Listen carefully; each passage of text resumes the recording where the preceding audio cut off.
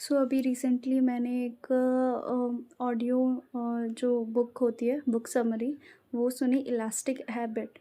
Elastic habits में basically ये बताया गया कि हम कंसिस्टेंसी के पीछे, किसी भी हैबिट्स को बनाने के लिए सबसे ज़रूरी होता है कंसिस्टेंसी। कंसिस्टेंसी में भी 3 टाइप की कंसिस्टेंसी होता है। जनरली हम क्या करते हैं, डू और डाई वाली सिचुएशन लेते हैं कि जिसमें अगर मैंने फॉर एग्ज़ाम्पल मैंने कोई हैबिट बनाने के लिए सोचा, तो अगर मैं particular amount, for example exercise के लिए 1 आवर अगर मैंने जिम में दिया, so that is a good habit for me.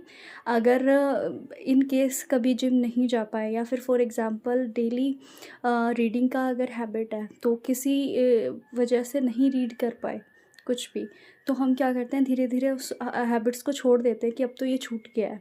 अगर रेगुलर 1 घंटा नहीं दे पा रहे हैं, तो हम उस हैबिट को छोड़ देते हैं। बट इलास्टिक हैबिट्स में क्या रहता है, फ्लेक्सिबिलिटी के बारे में बताया, जिसमें आपका जो कंसिस्टेंसी है वो नॉर्मल जो आप सोच लेते हो उससे नहीं आती कि मेरे को इतना 1 घंटा देना है, क्योंकि हर दिन सेम नहीं होता है। तो वो चीज़ आती है जब आप अपनी कंसिस्टेंसी को 3 मोड्स में डिफ़ाइन करते हो। First one is elite.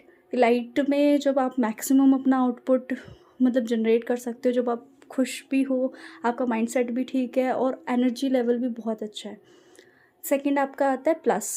Plus में ये है कि एनर्जी थोड़ा डाउन है, बट या आप मिनिमम, जैसे मान लो 100% की जगह आप 50-50 थोड़ी बहुत चीज़ें कर सकते हो।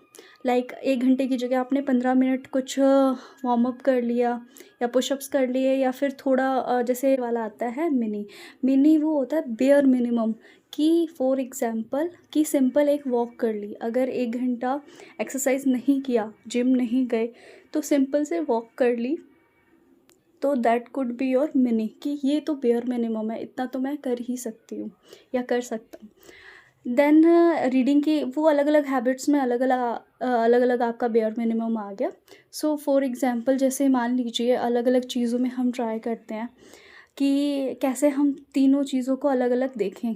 बेयर मिनिमम जो इसमें हम मिनी कर दें, उस अकॉर्डिंग अपने आप को फ्लेक्सिबल कर लें।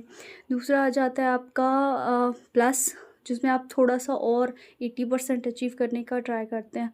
थर्ड वन आ जाता है इलाइट, कि अब वो आप तो बिल्कुल मतलब एनर्जी भी भरपूर है, और अब आपको लगता है कि हाँ, माइंडसेट भी ठीक है और टाइम भी है आपके पास।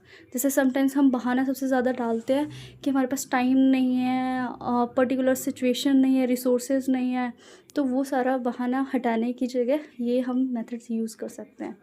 तो